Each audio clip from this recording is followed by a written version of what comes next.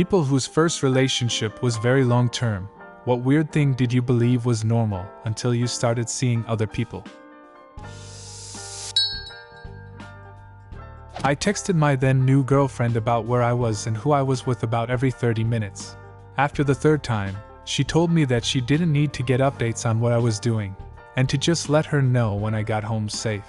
I remember feeling almost a physical weight being lifted off my chest because I didn't have to worry about my girlfriend freaking out if I didn't update her. I learned what trust felt like that night. That some girls, in a relationship, don't like to kiss as often as others.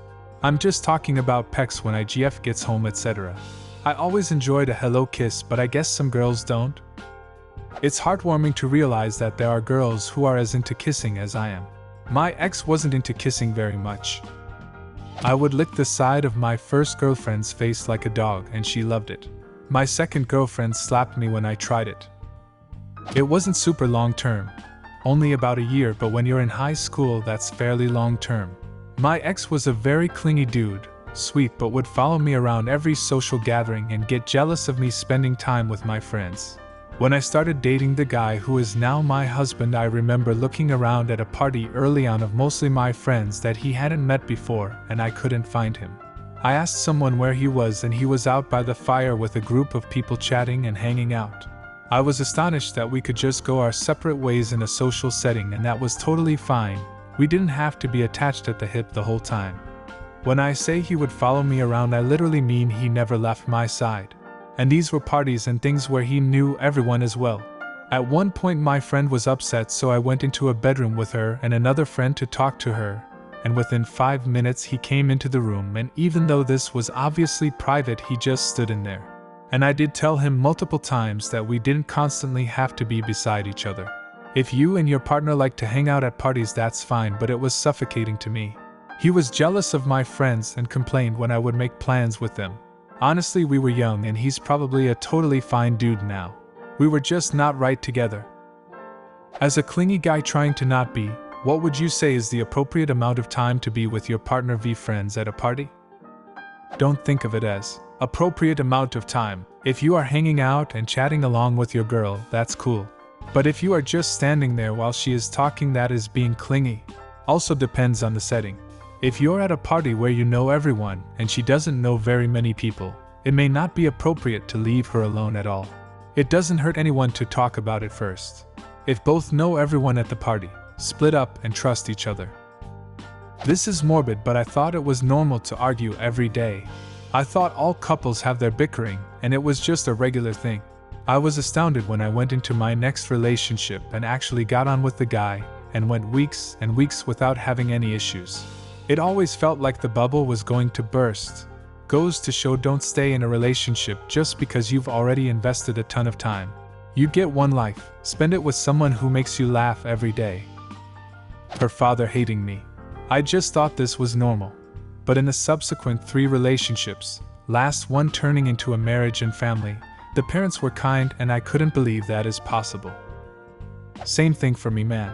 Granted, it was a high school relationship, and I figured, he just hates me cause I'm a high school boy and he knows what high school boys want. But no, the level of malice he poured out on me was far beyond typical father protecting his daughter levels.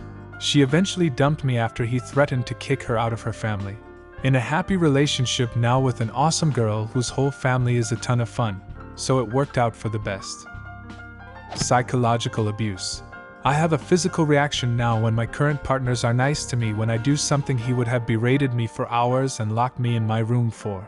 Like, I get a panic attack because my partners are nice to me when I drop a glass, or got laid off, or forgot to unload the dishwasher. And then they don't bring it up every time they're irritated with me. My ex was still yelling at me 14 years later for shit I did when we first started dating, shit like I forgot to pick up his laundry from the floor or bought the wrong brand of bacon. At the end there, the lectures lasted hours as he recounted 14 years of offenses. My current partners? They don't throw shit in my face that I did the day before. The dissonance is crazy. I knew the other abuse wasn't normal, but my stepdad is the same way with my mom, so I had no idea. I just thought it's how men are. Don't know, never saw anyone else. Married her. Thank you for this glimmer of happiness in an otherwise depressing thread. My ex basically taught me that it wasn't okay for me to be upset about things. Every time I would get my feelings hurt, even when I was upset about something completely unrelated to him, it was somehow flipped around, so I ended up reassuring and comforting him. That shit really messed me up, and I basically had to relearn how to be vulnerable with myself.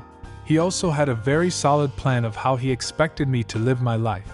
Basically, his main goal for me was to have kids and be a good housewife. Yikes. On the bright side, nowadays I'm happily engaged and my fiancé treats me with so much love and respect. He's supportive of my dreams and we are able to lean on each other in times of hardship. Not me, but the girl I'm currently dating said that her first long-term boyfriend would stare at himself in the bathroom for an hour or so before going to bed each night. My first boyfriend would always leave me small presents or notes underneath my pillow if I had to get up earlier than he did. He was quite romantic and told me I love you quite a lot. When I got a new boyfriend, I caught myself looking underneath my pillow for at least a month, 2 months in, just out of habit. Because of the way my dad was, I wasn't fazed when my first boyfriend constantly ridiculed me for my passions and talents, even when it was in front of everyone. Crying, all the time.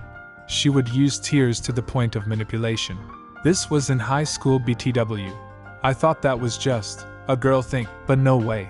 My current GF and I have been dating for 3.5 years and she only cries when she's in pain or having a panic attack. Both of which are not my fault, and I can help her through. If any of you are dating a Kendra from Southern California, get the hell away. Wait, not everyone wants commitment?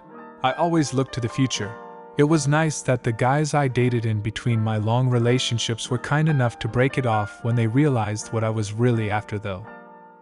Being faithful to a single partner. I am not saying everyone is a cheater, but never being cheated is not the norm, as I thought it would be. A lot of relationships end because of infidelity, much more than what I would have thought. My first boyfriend was so ridiculously clingy.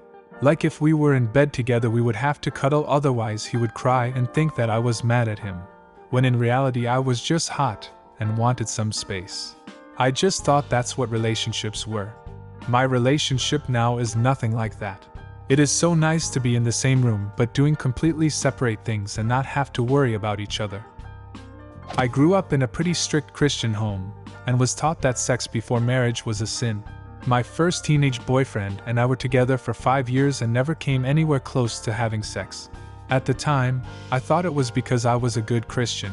Since sex before marriage was wrong, I didn't want to have sex with him. All my friends were either having sex or struggling not to. I didn't understand this because I didn't have the desire to do wrong, just as I didn't have the desire to hurt people or lie or steal. He and I broke up as our lives went in different paths. My next relationship became sexual pretty quickly, and it was only then that I realized that I was never really attracted to my ex, which is why I didn't want to have sex with him.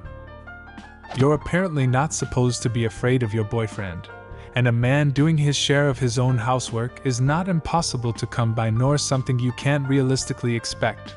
Also, your partner isn't supposed to hate your friends and family nor shout at you about not having steak for dinner, and throwing glasses, plates at you or throwing punches is, like, frowned upon.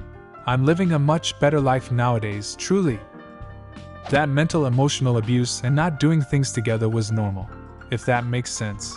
We met online and our first date was okay, but that was the last time we ever really went out in public. He was older than me, so after work he would come to my college dorm. He mocked sadness and disappointment in me. He would avoid me for months at a time, just saying he was busy, usually during the summer. He was a teacher, and then tried to convince me everything was okay come September. He got engaged to another woman while still trying to convince me we were a happy couple. They got married 2 months ago. Yes, I should have registered the signs, but he was my first relationship ever and I just wanted to believe it was all normal and okay. On a much happier, lighter note, I am currently engaged to the actual man of my dreams, and he treats me like a princess. Do you have a similar story? Leave a comment and subscribe to the channel if you want to see more videos like this one.